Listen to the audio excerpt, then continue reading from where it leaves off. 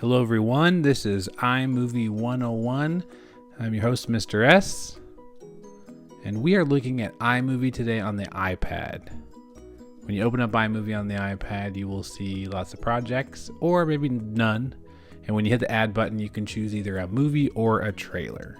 We're going to do a movie today. And first choice we have is where we can grab stuff to start the movie. But to be honest, I usually like to start with an empty project. So down here, I'm going to click Create Movie. Now, once you're here, you have your watch space, you have your workspace, and you have your grab stuff space. Okay, you're basically grabbing stuff to put down in your workspace, and then you just hit play to watch it. You can choose video over here or photos. All right, this will be the photos and video on your iPad. I'm going to do video, and I'm going to start with a video of my dog Eleanor. And you can trim the video to start this thing by grabbing the edges, and you can play it. And when you're ready, just click the add button, and it will add it to your project. So there, you created a movie. This is my dog Eleanor trying to cross a tide pool. All right, what's great about it is you can touch the clip by just touching it when it turns yellow, and then you can trim it from down there too. And it's like the whole clip's always there, so you can shorten it. When you touch on it, you'll also have options down at the bottom. One of those is text.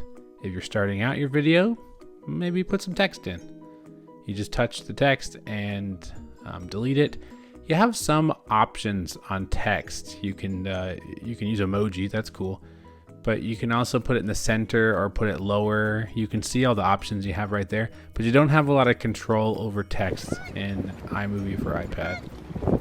You just can't move it around wherever you want. It's just sort of there. It's not bad, it just is what it is.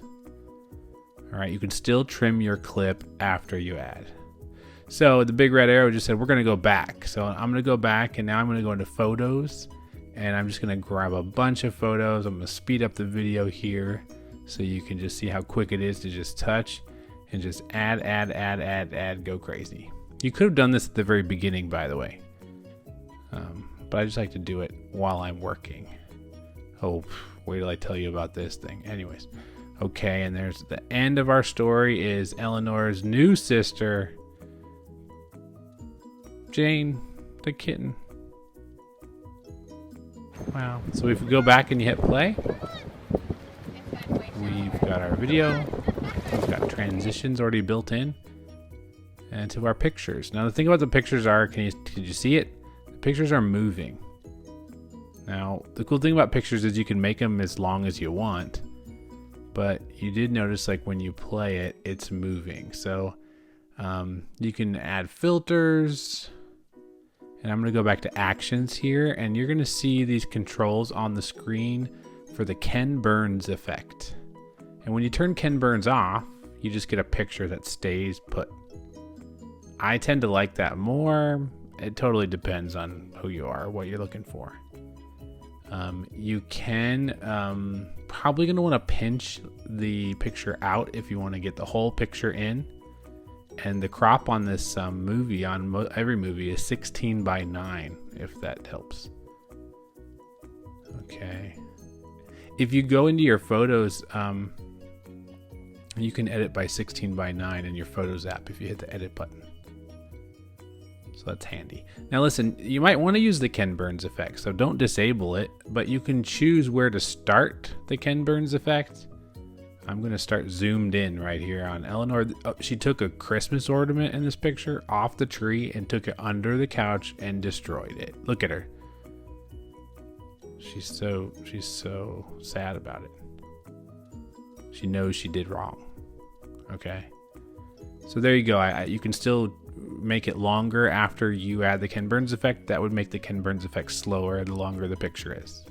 You can change your transitions. You can make them longer. You can just click no transition. Sometimes that you want that. So as we skip ahead to the end here, that was the first time she had snow. Ooh, she's on a boat. Okay, let's get into it. So she went to doggy daycare and had a Super Bowl party with the other dogs or something. and she got an award, Most Team Spirit. That's like an award you give to a dog that can't catch a football.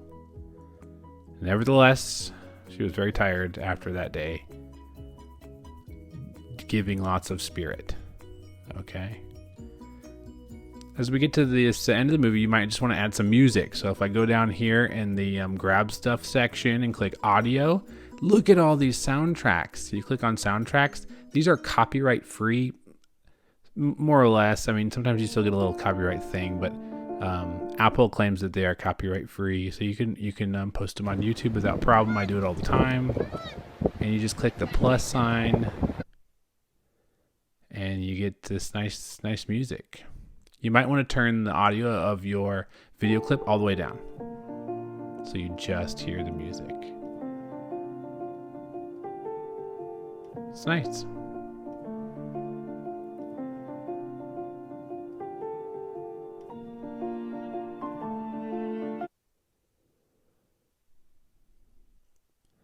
The craziest thing about Apple Music and why it's so awesome, the songs don't last forever. They will stop and then start again, but you can make the song longer and it ends, or shorter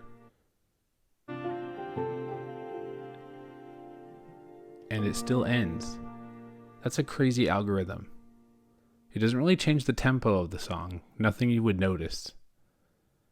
But basically the song will just play underneath your track. I like the end of my videos to go black, so if we click settings and switch this switch, the video will fade to black. Pretty cool. So if we go back to the beginning, we may want to add some audio. And so if you click the narrate button, click record, you could just narrate your school video or your whatever video. Test, test, test. Click stop. You can review it, retake it, and accept it.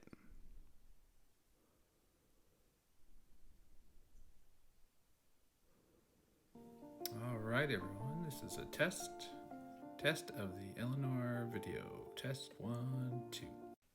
Not bad. You can touch on it and raise the volume, but don't go crazy. Don't go like way up here. Keep it kind of like medium.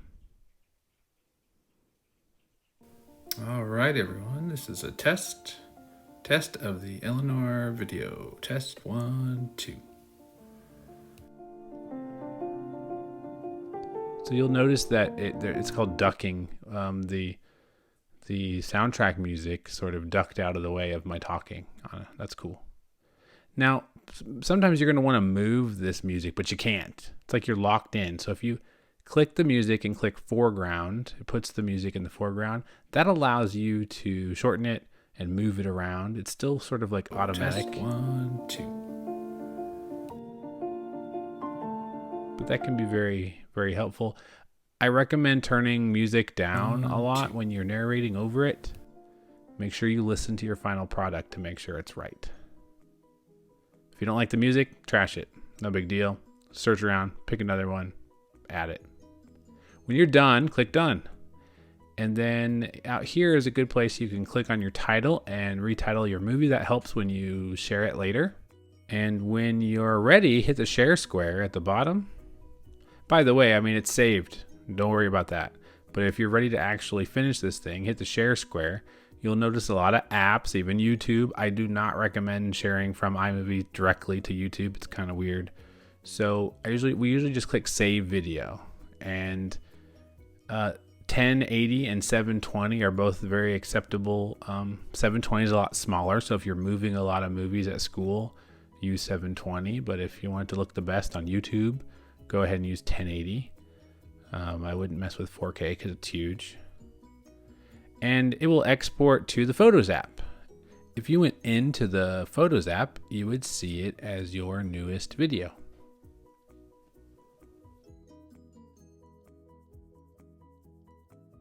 Also, you may want to move it to the internet, so you should just create a Drive folder or use a Drive folder you already have. Click the Upload button. I'm in the Drive app, by the way. click photos and videos, recent, and choose the most recent one and click upload. You're going to want to rename it, and then you can share it from there. And that, you guys, is iMovie 101. Good luck. Give it a try.